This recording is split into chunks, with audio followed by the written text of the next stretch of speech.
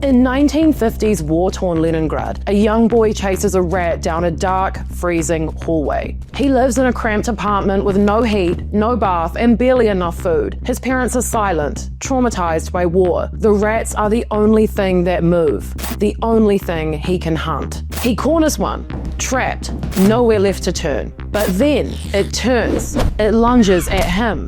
The boy flinches, shocked. The rat strikes first. That moment stuck with him. The idea that if you're cornered, you attack. No hesitation. That boy was Vladimir Putin. And that one encounter may have shaped not just his worldview, but the course of history. Before he became president, spy, or strongman, who was Vladimir Putin really? What drives a man to fear weakness more than anything else? Want to understand what makes Vladimir Putin tick? You've got to go back, very back, to his childhood in post-war Leningrad. Born in 1952, Leningrad, now St. Petersburg, had been absolutely wrecked by the Nazis during World War II. The city was surrounded for nearly 900 days, and over 1 million people died, mostly from starvation. Putin's mum barely survived. In his own words, "This is no exaggeration. Once my mother fainted from hunger. People thought she had died and they laid her out with the corpses. Luckily, Mama woke up in time and started moaning. By some miracle, she lived. She made it through the entire blockade of Leningrad. They didn't get her out until the danger was past." His dad came back from the war badly injured, and baby Vlad was their so-called miracle child after they'd sadly already lost 2 sons. They lived in a freezing, rat-infested apartment with no hot water, no bath, a broken toilet, and 2 other families crammed in. It was grim, real survival of the fittest stuff. The man himself said, "There was practically no kitchen. It was just a square, dark hallway without windows. A gas burner stood on one side and a sink on the other. There was no room to move around." As a young boy, Putin got picked on a lot. Small, scrappy, and constantly in fights. And with his parents dealing with their own trauma, affection was scarce. Still, they spoiled him in their own way. He had a wristwatch before his dad ever did, and when they won a car, they handed the keys to their son. According to some accounts, he was treated like a little prince and got away with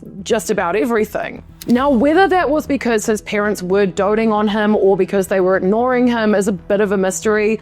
Different reports said different things. But while his grades were average and his behavior at school wasn't great, a 6th grade teacher saw something in him. That, plus his obsession with spy novels, lit a fire under him. He took up judo, he got tough, studied law, and eventually landed a spot in the KGB, living out his Cold War spy fantasy. He said once what really amazed him was how one man, just one, could achieve more than entire armies. That kind of belief in lone wolf power really stuck with him. He also learned early that being cornered is dangerous. In his memoir, he tells a story about chasing a rat in his apartment as a kid. When the rat had nowhere to run, it turned around and attacked. That stuck with him too. Never let yourself get boxed in. And if a fight is coming, strike first. That mindset, you can still see it today. Whether it's in how he talks about the collapse of the Soviet Union, something he calls the greatest geopolitical catastrophe of the 20th century, or how he wages war with zero hesitation. He's still the kid who learned that retreat equals weakness and control equals survival. After high school, Putin studied law at Leningrad State University from 1970 to 1975, back when it was still firmly Soviet. While he was there, he joined the Communist Party and nerded out over international law, especially something called the most favored nation trading principle.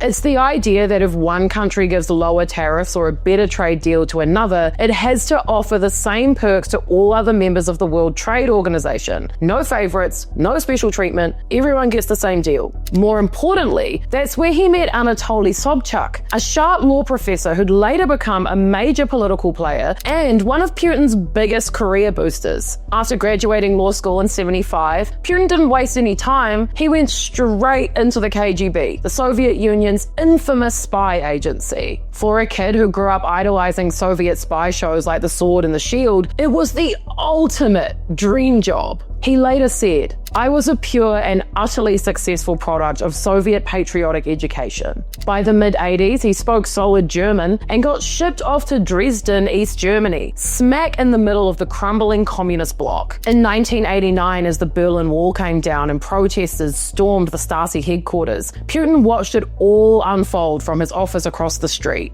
At one point, a crowd approached his KGB building. Putin stepped outside and told them to back off. Then he called a nearby Soviet tank unit for backup, only to be told Moscow wasn't responding. "We can't do anything without orders from Moscow," he was told, and Moscow is silent. That moment also stuck with him.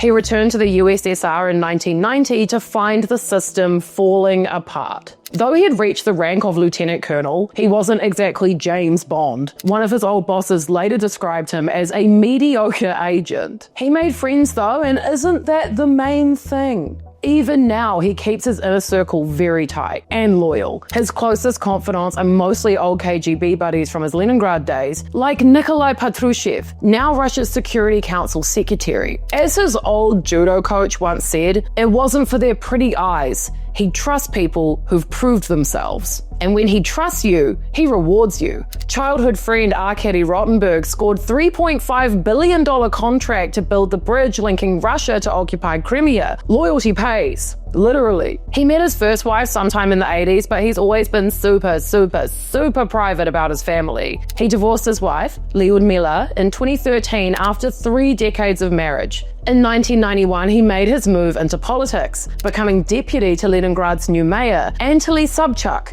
his old law professor and mentor. Putin quickly became one of his most trusted advisors. When Sobchak lost re-election, Putin didn't sink with the ship. Instead, he got snapped up by the presidential administration in Moscow, just as Boris Yeltsin's government was entering its chaotic final years. From there, things moved fast. Putin had a brief stunt running the FSB, which was the agency that replaced the KGB, and then got pulled even closer to the top, reporting directly to the president as Secretary of Security Council. His quiet climb to power was almost complete. Now, this is all quite fascinating to me, simply because he's obviously impressing a lot of people. What was it about him that they found so special, so reliable, so different? The answer would come not long after. On August 9th, 1999, Boris Yeltsin, aging, ailing, and under pressure, fired his prime minister and handed the job to a little-known 46-year-old named Vladimir Putin. Then came a turning point, a moment that would prove why Putin was where he was. A wave of mysterious and deadly bombings rocked Moscow. No one really knew who was behind them, but Putin didn't wait.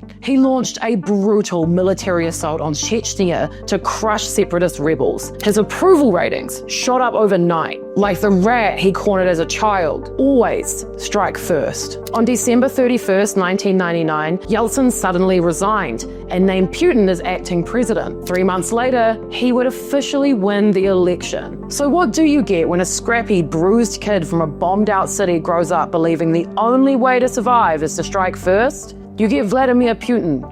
That rat in the hallway wasn't evil. It was terrified, just like young Putin was. And just like he still might be. Because when you've spent your whole life expecting an attack, you start to see enemies everywhere. And eventually you become exactly what you feared. Dangerous, unpredictable, and willing to do anything to stay in power. If you like this video, make sure you check out some other deep dives I've done into people's childhoods, like Donald Trump, Elon Musk, other crazy people, and I apologize now for any Russian names I said wrong. And I can guarantee there are many. I promise I try my best, okay? I promise. I have a really weird accent. It's really hard. Bye!